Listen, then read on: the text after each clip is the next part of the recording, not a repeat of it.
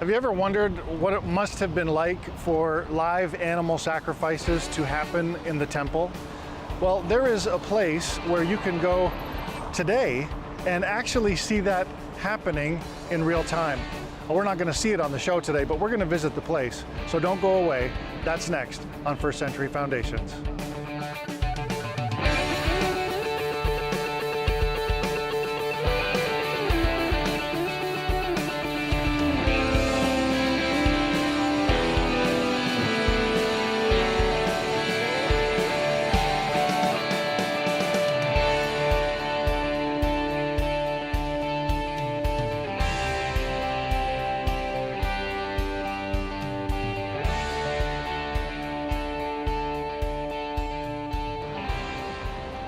Today we're back with our good friend Isaac Karasenti, and I'm excited about today's show because Isaac is going to take us to a place that, first of all, I've never been before, but it's also a place that sometimes we're discouraged from going to because of where it's located in the West Bank.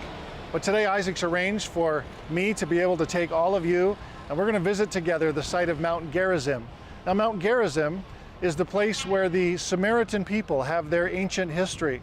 And also, it's the place where a handful of them still live and exist today and carry out and practice their brand of the worship of Yahweh there in that place. We're going to learn about some of the history. We're going to understand some of the significant geographical points that are in and around Mount Gerizim. We're also going to look down on a place that is very famous from the New Testament as well. So we want you to make sure that you stay with us. Don't go away. We'll be right back after this. Coming up, Jeff explores the most holy site to the Samaritans, Mount Gerizim. Exciting things are happening in the land of Israel. Because of the prayers and financial gifts of people like you, First Century Foundations has been able to support a number of ministries throughout the Holy Land, feeding the poor, looking after the sick, and bringing hope to those in need is the everyday reality for these believers in Israel. And this would be an impossible task without your support. This practical approach of feeding the hungry, clothing the poor, and visiting the sick is making a real difference in many lives throughout the land and is changing hearts. Yet while we are seeing many amazing miracles and successes, the needs are always increasing. Call or write today and become a monthly partner for just $30 a month or more. And when you call, be sure to ask for the free Israel Prayer Watch, so you will be up to date on all that is happening with the ministries that you are supporting. Call today. We're waiting to hear from you.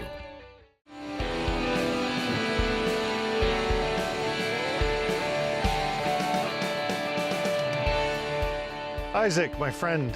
Oh, Jeff, it is always a pleasure to see you. Good to see you as well. Welcome Thank back you. to the show.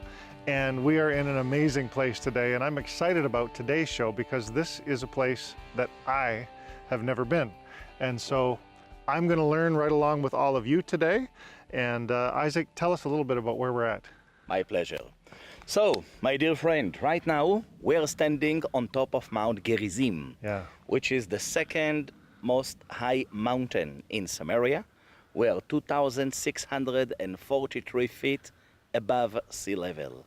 This is the most holy place in the world for the Samaritans. Right. In the Bible, we read a lot about the Samaritans. Yes, we do. And what we're going to see here this morning, we're going to see the remains of the big Samaritan city that was established in the 5th century BC. Okay. We are going to talk about this wall, 2nd century BC, that was built around the Samaritans' temple. Okay. Behind this wall, we will see the place where back then stood the temple of the Samaritans. Then we go to an amazing viewpoint where from there we will see some other important places that we have near Mount Gerizim. Awesome. Thank you. I can't wait. Let's go and check it out together. And I'm interested in all you have to tell us today. Thank you very much. All right. Please follow me. Okay, I will.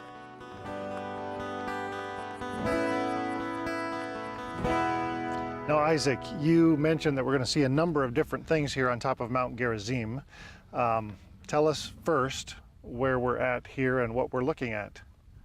With my pleasure. Now, over here we can see the bedrock of the mountain. Yes. This is the highest point of Mount Gerizim. Okay. Mount Gerizim, one of the most holy places in the world for the Samaritans, because the Samaritans believe that few things happened here. They believe that when God wanted to create the world, God took material from this rock in order to create the world. This is why they call this place Everlasting Hill. Okay. According to the Samaritans, they also believe that the Garden of Eden was here on top of this rock. Really? They also believe that when God wanted to create Adam, God took ashes from this rock in order to create Adam. And they also believe that at the end of the period of time of the 40 days and the 40 nights of the flood, the Ark of Noah landed on this rock. Wow. This is why this rock is so holy for the Samaritans. So they believe a lot of different stuff originated right here. Absolutely, yes. Now this, I have to ask this question because I'm looking at this rock and it doesn't look very Garden of Eden-like to me. How do they come to this conclusion? Their priest came to this conclusion. Now, they don't explain how they came to these conclusions, okay. But they tell you what are the conclusions. Now, you see, this is very holy place to the Samaritans till today. This is why you can see that this rock is surrounded by fence, because they don't want any visitors to come here and to walk on this rock. Let me give you another example. Every year, they celebrate the Passover. So during the time of the Samaritans' Passover, they sacrifice the animals here on this rock. They do it right here? They do it right here. Okay. Now, this is the way how they used to do it also 2,000 years ago during the time of Jesus. That's For amazing. example, during the time of the excavations, around this rock that you see here, archaeologists discovered 400,000 bones of sheep and goats. 400,000 bones of sheep and goats, the burnt offerings. Okay. Only in this surrounding area, we discovered 17,000 coins, most of them gold and silver, which means the taxes that pilgrims had to pay to their temple here. In order to make the sacrifice. Yes. Incredible. Thanks for sharing that with us. You're welcome. What else are we going to see here? Now, let's take a look down here. Wow, this is pretty spectacular, Isaac. Yes, indeed. Amazing, amazing. Now here, ruins. We can see the big courtyard, which is surrounded by the walls. Right.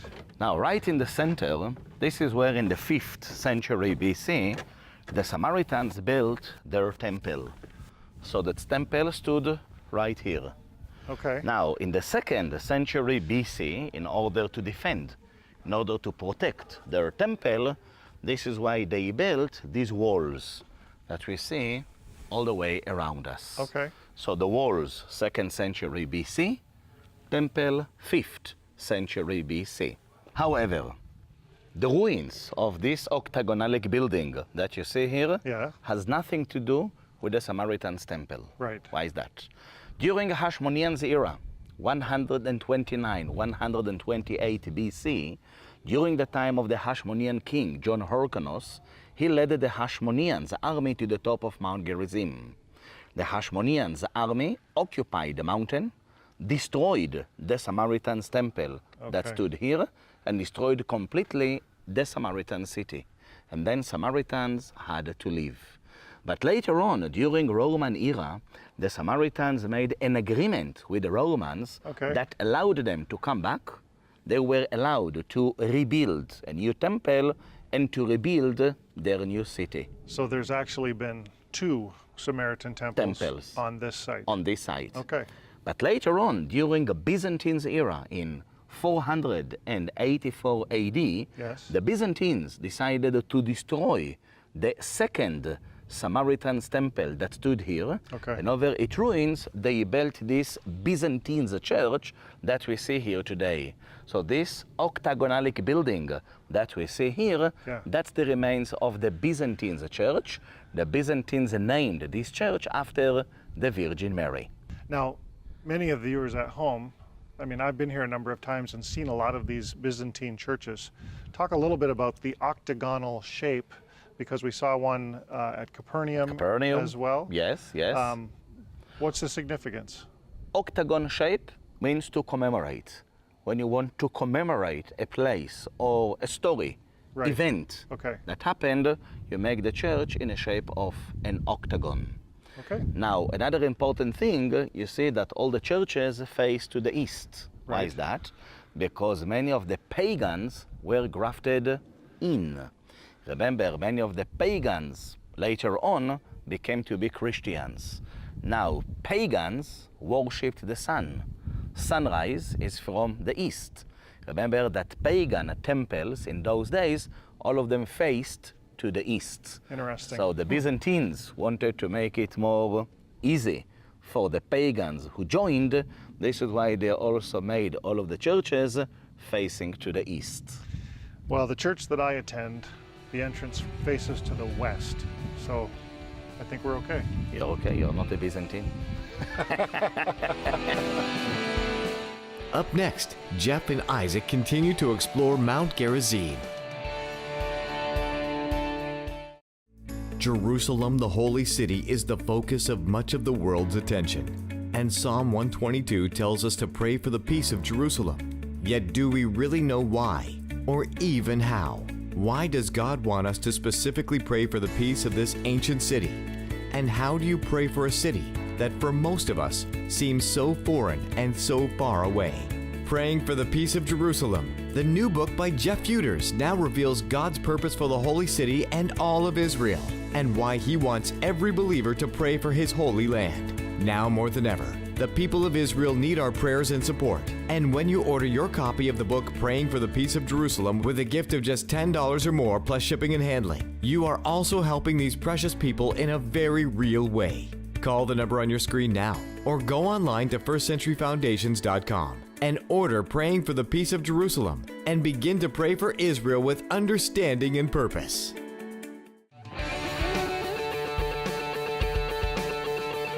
Wow, Voila! that is amazing. That is indeed amazing. What are we looking at here? Okay, before we start to explain about the view, let me help us a little bit with the orientation. Okay, This way, over there, this is the way to the north. right. Over here, this is the way to the east. The Jordan. Okay. Behind these mountains is the Jordan Valley and the River Jordan. Now, remember that from biblical point of view, right now we are in the territory of Ephraim. Right. So this part of the mountains that we see here, time of the Bible, belonged to Ephraim. But let's take a look down here. Yes. By the foot of the mountain, you can see the neighborhoods of a very big city. Yeah. This is the city of Shechem, also known as Nablus. Now, the very first time that Shechem is mentioned in the Bible is in the book of Genesis. Remember, the Bible tells us about the calling to Abraham. Yes. And then Abraham did what God commanded him to do. He took his wife Sarah, household, sheep, goats, Right. everything that he had, and eventually he came to this land called Canaan. And in the book of Genesis, it says that Abraham traveled through the land as far as the site of the great tree of Moreh at Shechem. Okay. So when Abraham entered this land, his first stop in the land of Canaan was the site of the great tree of Moreh at Shechem. Later on, Shechem became to be a Samaritan city. So during the time of Jesus, we're talking about a big Samaritan city.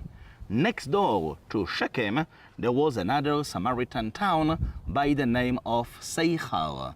Remember, in Seichar was Jacob's well. And we all remember very well the story from John's Gospel, chapter 4, Right. about Jesus and the Samaritan woman. Now, from here, we can see the location of Jacob's well. Whereabouts? If you please take a look down there, you can see a big church. You can see a big building with a big red tiled roof. Oh, yes. You see a red dome, and in the front, 2 bell towers. Yes. This is a Greek Orthodox church which is built on top of Jacob's well. Okay. Now, according to the archaeologists who excavated that well, all of them came to the conclusion that that well is originally 4,000 years old. So this is originally from the time of Jacob. Now, they would have probably found other wells in the area that were 4,000 years old too, no? No way. This is the one and only, and I emphasize the only, 4,000 years old well that was discovered in Shechem and in all of the surrounding area. So the one and only. From a historical archaeological point of view, that would very likely be Jacob's well. Absolutely, yes. Amazing. That's Absolutely, awesome. yes. You know what? That to me is incredible. And now, we talked a little bit earlier about another story. This was the area where Joseph's brothers were looking after the sheep. Yes. When Jacob sent Joseph out with supplies for them. Yes. And something happened where, you know, Joseph got taken and put into a cistern. Have they discovered anything like that in this area?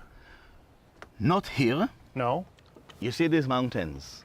Behind these mountains, we have the valley of Dothan. Okay. Because the story happened in the valley of Dothan near Shechem. Right. Now, over there, archaeologists did find a chain of wells, and all of them are 4,000 years old. Wow. And we call them the wells of Dothan. So over there is the place where the story happened. Cool. Now, Isaac, when we were at the viewpoint over on the other side, you mentioned another mountain here to the left. Now, what is this mountain over here, and how does it connect to the whole story of Samaria? A very good question.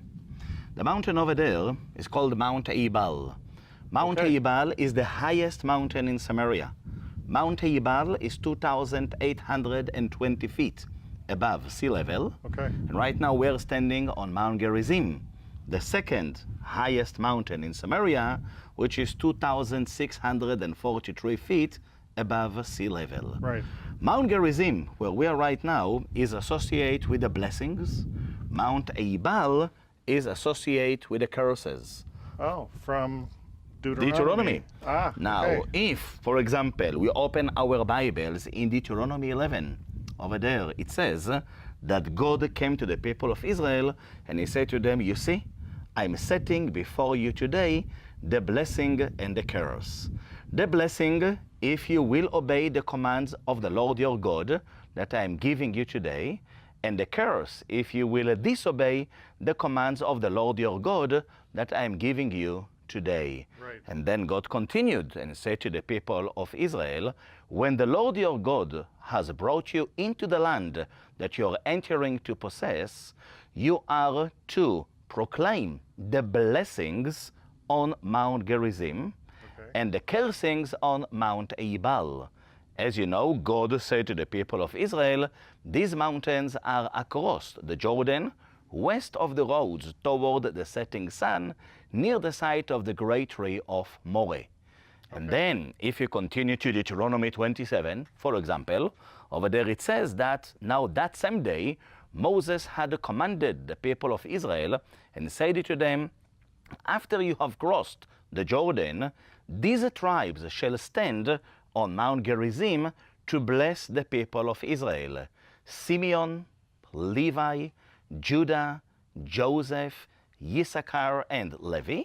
And these tribes shall stand on Mount Ebal to proclaim the curses: Gad, Reuben, Asher, Zebulun, Dan, and Manasseh.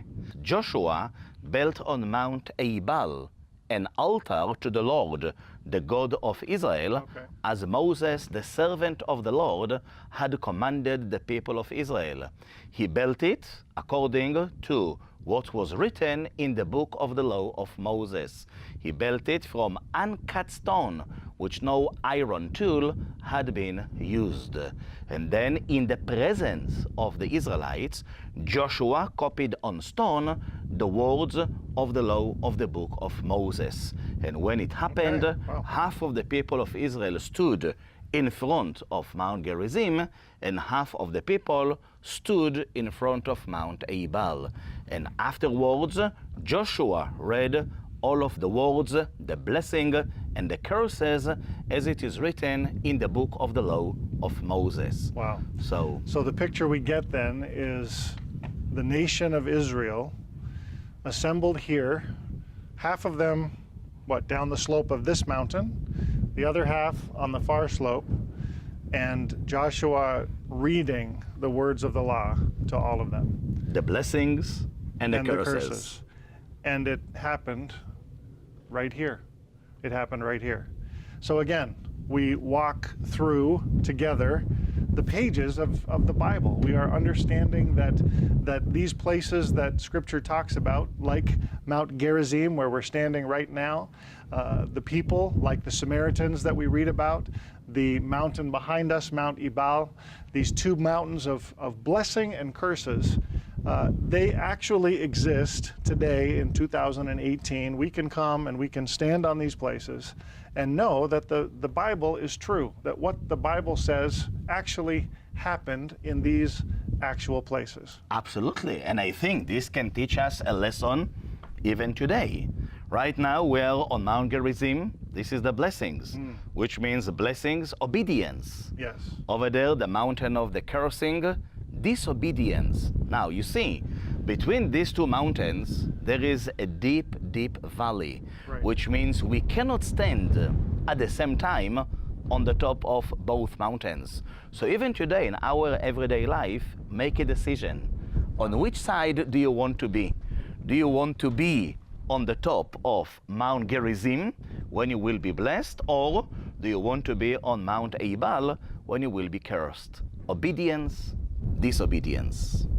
That is profound, Isaac. Thank you for sharing that today. You're welcome. And who knows, maybe we'll get a chance to dive into that a little deeper later on. But I appreciate so much the insight and also your incredible knowledge bringing us to these places. We appreciate so much having you on the show. Thank you today. And don't go away. We've got more coming right after this. Thank you.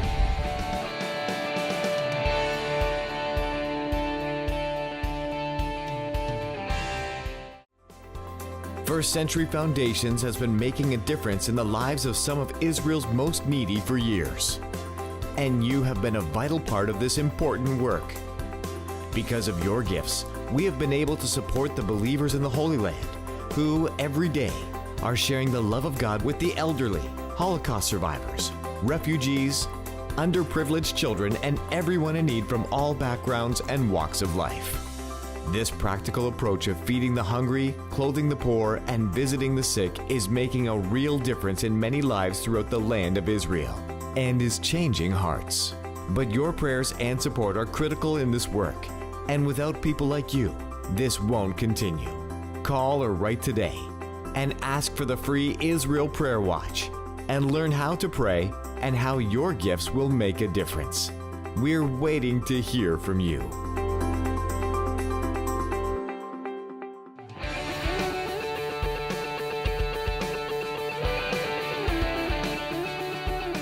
Well, I hope you enjoyed our visit to Mount Gerizim today. What an amazing and intriguing place.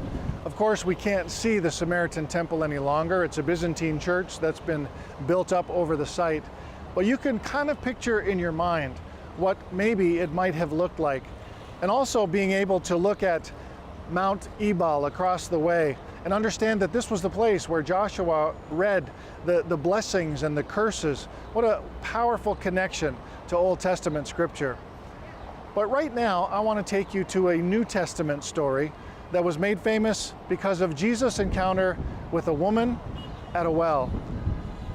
It's found in John chapter 4. I'm beginning to read at verse 1. It says, "Now Jesus learned that the Pharisees had heard that he was gaining and baptizing more disciples than John. although in fact it was not Jesus who baptized, but his disciples. So he left Judea and went back once more to Galilee. Now he had to go through Samaria. So he came to a town in Samaria called Sychar, near the plot of ground Jacob had given to his son Joseph. And Jacob's well was there, and Jesus, tired as he was from the journey, sat down by the well, and it was about noon. When a Samaritan woman came to draw water, Jesus said to her, "Will you give me a drink?" And his disciples had gone into the town to buy food. The Samaritan woman said to him, "You are a Jew, and I am a Samaritan woman. How can you ask me for a drink?" For Jews do not associate with Samaritans. And Jesus answered her, "If you knew the gift of God, and who it is that asks you for a drink, you would have asked him, and he would have given you living water." This is a very familiar story from the New Testament, and I bring it up today because of its mention of the Samaritans and also this Samaritan woman. Jesus says to her, "You know, if you really knew who you were talking to, you'd ask me for a drink, and I'd be able to give you living water." The conversation continues, and I like what gets said a little later on because there's a reference here to worship. The Samaritan woman says to Jesus, she says, "You know, we believe that we're supposed to worship here on this mountain." And she was referring to Mount Gerizim, near Jacob's well where they were sitting, just below the mountain. And Jesus said something very important to her. He said, "You know what? There's a day that's coming when it's not really going to matter where you worship. What's going to be the most important is whether or not you worship in spirit and in truth." And today, as we have visited together the site where we look down on that church wherein is housed Jacob's well, and we realize that that's where this story occurred, we can be reminded today that it's no longer important where we worship, but it's important how we worship. It's important the condition of our hearts. The story goes on, and we understand that this Samaritan woman actually professes faith in Jesus, in Yeshua, as her Messiah. How do we know that? Because she goes and she tells the townspeople, "Come, I want you to meet a man who's told me everything I've ever done." And because of her invitation for the townspeople to meet Jesus, we believe that she made a confession of faith in her own heart in Jesus as the Messiah. Here in Israel, we work with many ministries and many individuals who are helping others to meet Yeshua, the Messiah. They have to be careful about how they do that.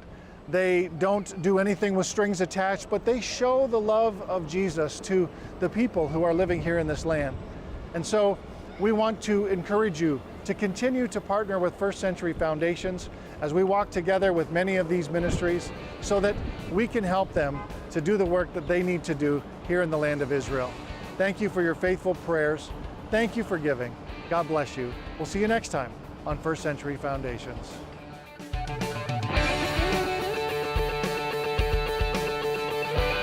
Thank you for watching. To learn more about this program and the ministries in Israel that we help, or to receive the Israel Prayer Watch, call the number on the screen or visit us online at firstcenturyfoundations.com. And to keep up to date on all that we're doing, you can follow us on Facebook and Instagram. Join Jeff Feuders again in Israel next week on First Century Foundations.